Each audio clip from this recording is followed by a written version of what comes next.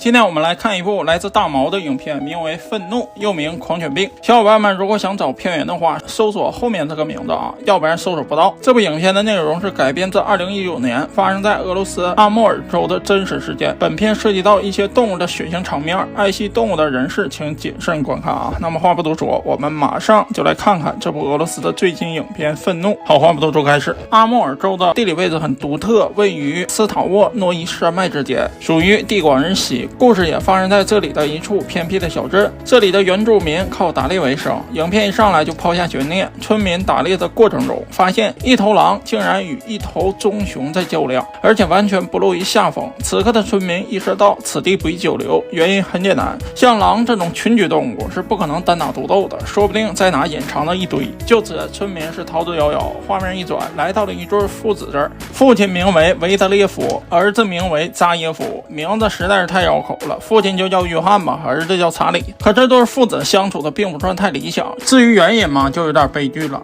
这个儿子查理是村里面唯一有出息的孩子，也是第一批考上大学去城市里面生活的乡村孩子，结果令父亲大失所望。到大城市以后，别的没学会，倒是迷上了灯红酒绿纸醉金迷的生活，甚至染上了毒瘾。好在这个世上还有一个人能治他，那就是慈祥的老父亲约翰。老父亲也是人狠话不多，直接给儿子抓了回来。为了帮儿子戒掉毒瘾，直接用大锁链给他囚禁在了家里面，避免看到儿子烦心。约翰直接去老朋友家喝酒去了。之所以父亲下定决心给儿子带回来，除了是拯救他以外，还有一件非常悲剧的事，那就是母亲也是约翰的妻子得知儿子不务正业，一股火过世了。临死前，妻子最大的愿望就是让儿子能好起来，这也是约翰费尽周折给这个兔崽子带回来的原因。可令约翰万万没想到的是，儿子身上竟然还有存货，就放在了他鞋壳子里。怪不得约翰刚要出门的时候，儿子尽心尽力的管他要鞋，说自己冷。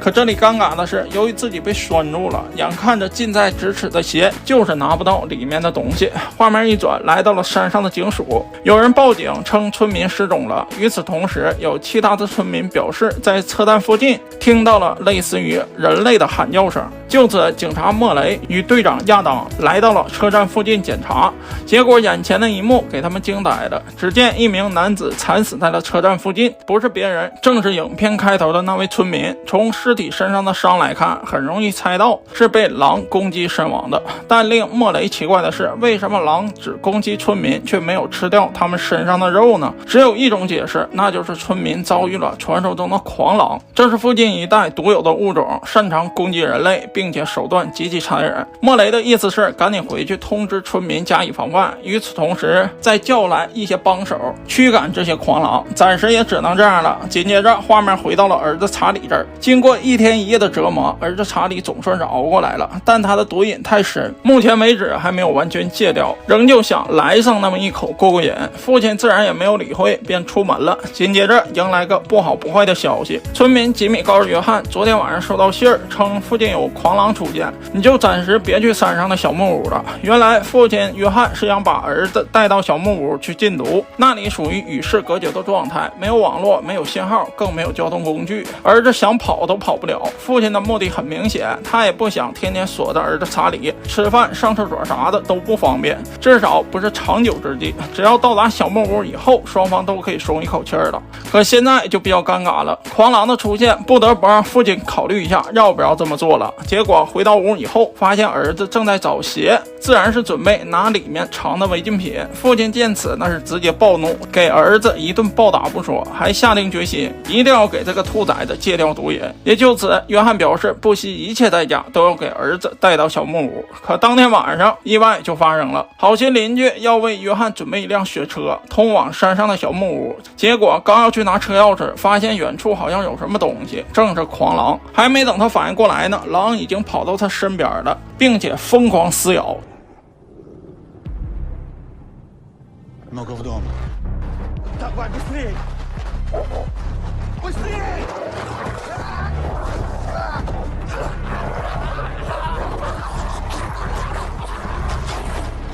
约翰在一旁都吓呆了，他哪见过这架势啊？不过也不能眼看着邻居死，便回家找猎枪。可紧接着就传来了玻璃破碎的声音，与此同时一股寒流涌入。好在约翰第一时间没有回头看，才没有被从窗户闯入的狼一剑封喉。可此时讽刺的一幕再次发生，常年毒瘾成性的查理不仅身体虚弱，就连性格上也是胆小如鼠。眼看着父亲被狼攻击，没有任何反抗的意识，甚至躲在一旁瑟瑟发抖。要不是父亲强行掰下板凳条，用上面残留的钉子打死了狼，说不定父亲就已经挂车了。可父亲接下来的举动更是惊呼到了所有人。听到外面传来警笛声，他二话没说，首先拿起毛毯将狼的尸体裹上，然后搬了出去，顺带堵住了儿子的嘴，将其扔到了地下室。为什么要这么做呢？答案很简单，自然是不想让警方发现毒瘾成性的儿子。如果被抓去了，他的人生可能就毁了，学历再高，以后也找不到工作。可天算不如人算，赶来的警察又不是傻子，莫雷一眼就看出来这狼闯进过室内，而且就是约翰将其杀害的。但为什么要给狼扔出来，又蹲守在门口，警方就不清楚了。为了弄明白，队长亚当表示要进屋去查看一下，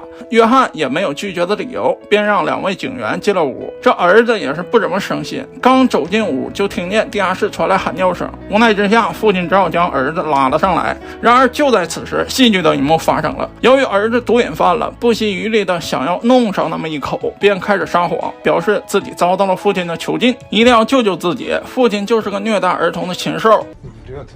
Он больной на всю голову. Он меня просто мучает. Меня волк укусил. Смотри. И все врут, когда хотят дозы. Это порез от гвоздя. Бешенство будет. Меня в город надо. Так, все хорош. 无奈之下，父亲只好将儿子吸毒的事实话实说了。为了保住儿子，父亲不得不拿出多年的积蓄，企图收买队长。好消息是，队长是个见钱眼开的主。其实还有另一个原因，那就是队长的哥哥曾经也是个瘾君子，以至于队长非常理解父亲现在的心情，便收下了父亲的积蓄，转身出去了。出去以后，亚当对所长表示，这一定是山下跑下来的狼，误闯入了村子，造成了人员伤亡。每年这儿都会有几起像这样的案子。之后加强一下防范就行了，便给所长打发走了。之后偷偷摸摸的走了过来，准备将父亲的20万分给莫雷一些。说白了，山上的派出所只有他与莫雷，自然要堵住他的嘴了。结果万万没想到，这莫雷人品非常正直，也是非常的熟，说啥都不要这笔钱，不仅不要，还告诉亚当赶紧把毒贩给抓起来，要不然就通知所长。为了保住乌纱帽，亚当也只好听莫雷的话。可尴尬的是，村民告诉亚当，你刚才跟所长唠嗑的时候，有个男的抓着另一个男的上了一辆摩托车，并驶向了山顶。亚当马上反应过来，村民口中的2个男人指的就是父亲和他的儿子查理。去的地方也很清楚，一定是山顶的小木屋，因为只有那里才有利于隐藏和戒毒。随后亚当与莫雷二话没说，便开着车驶向了小木屋。上车以后，亚当数了数身上为数不多的子弹，这就很奇怪了，抓一个手无寸铁的瘾君子还用得着枪吗？实际并非如此。别忘了，刚才亚当亲口说过，狼是从山上跑下来的，也就是说他现在也慌，怕遭到狼的攻击。结果还真就如他所想，开车上山的父子2人在半路就遭到了狼的袭击。好在父亲有刚刚积累的经验，又拍死了一头狼，总算是成功到达了小木屋。可到这儿，小木屋的周围有很多陷阱，就是为了防止附近的野生动物。屁股还没坐热乎呢，2位警员就赶到了。亚当命令父子2人赶紧出来，跟他们一起下山。可不料遭遇了父亲的顽强抵抗，自然是为了保住自己的儿子，说啥都不出来。就在此时，恐怖的一幕再次发生，亚当的喊叫声竟然惊动了附近的狼，立即对2人发起了攻击。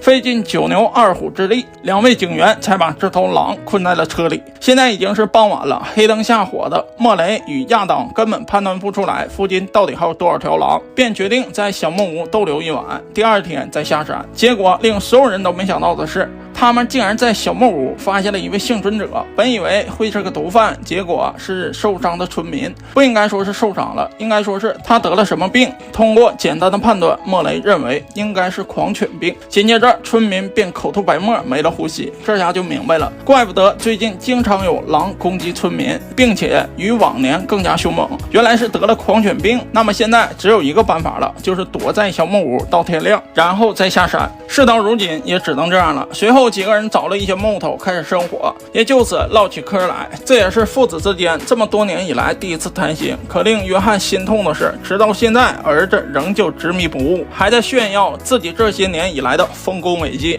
每一句话都深深刺痛着父亲的内心。但父亲并没有说什么，也没有办法。现在的他内心应该是五味杂全的。从小就严格管教的儿子，好不容易从大山里面走了出去，却染上了毒瘾。然而此刻的儿子仍旧没有停嘴，开始讲述美国人早期做的一场实验。要知道，在一个俄国人面前谈美国人做的实验，本身就是一种嘲讽。也很明显，这叛逆的儿子就是想气父亲。可令父亲最没有想到的是，儿子会用家里穷来说事儿，这是父亲最痛的一点，也是最无法反驳的点。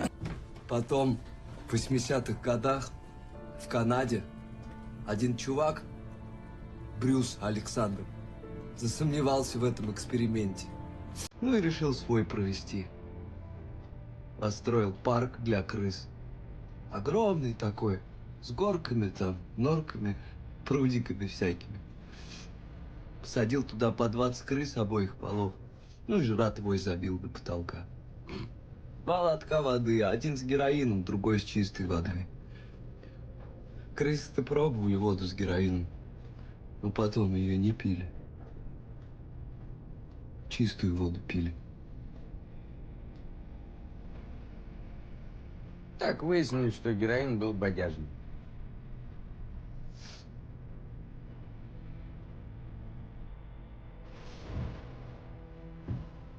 Так выяснилось, что зависимость связана с условиями жизни. 确实，在这偏远的乡下，父亲赚钱的方法并不多，但无论怎样，他还是辛辛苦苦的给儿子攒下来20万，希望将来有一天能在创业上帮助儿子一把，或者是在娶妻生子上借一把力。可没想到，如今的儿子完全误解了父亲的用意，再坚强的父亲此刻也流下了委屈的泪水。然而讽刺的是，第二天清晨，儿子竟然偷偷起床，要做什么呢？当然是要弄上一口他心心念念的白色粉末了。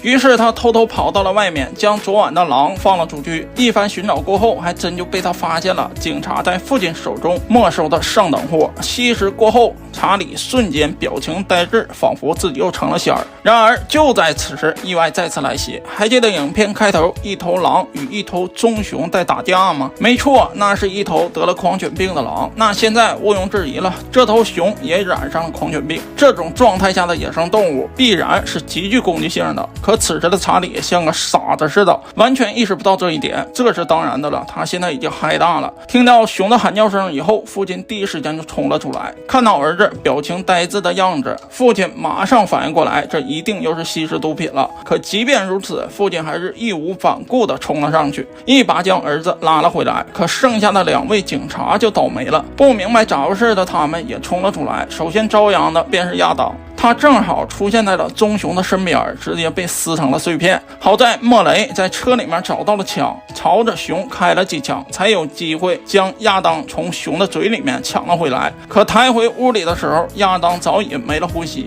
本以为躲在屋里面会安全一些，殊不知这头疯熊并不打算放过他们。片刻过后，父亲隐约的听到房顶在抖动，还没等反应过来呢，棕熊从天而降，直接咬死了莫雷。就在这千钧一发之际，父亲仍旧没有放弃儿子，直接撬开了窗户，让他赶快逃跑。最终，父亲举起一根木棍，深深刺在了棕熊的体内。不过，父亲还是没能逃过这一劫，被棕熊的最后一口气封住了喉咙。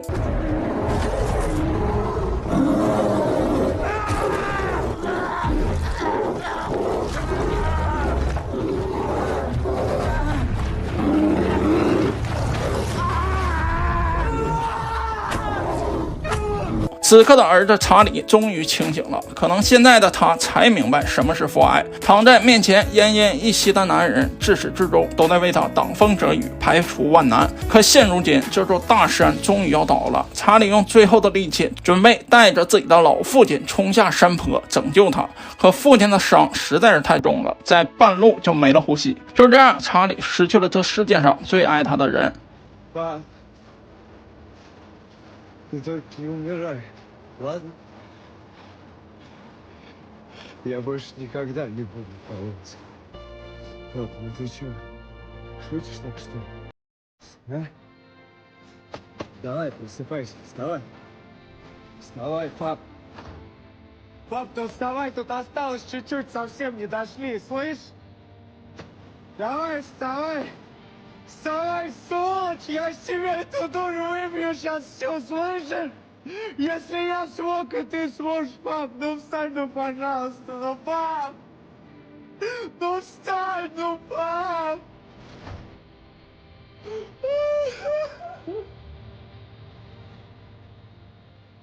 А-а-а!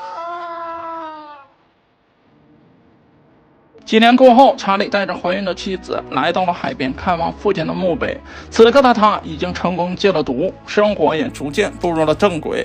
影片最后，为了给父亲证明自己再也不是那个弱不禁风、胆小如鼠的瘾君子了，他脱光了衣服直奔大海。可这又能有什么用呢？再深的海，现在也无法洗刷他对父亲的亏欠了。自此，影片结束。所以还是那句话，珍惜眼前人，别到失去的那一刻才知道什么是后悔。好了，今天的影片就到这儿了，喜欢的小伙伴们可以看看原片。我是马蜂说电影，别忘了点赞、评论、加关注，感谢观众老爷们的支持与厚爱，我们下期见。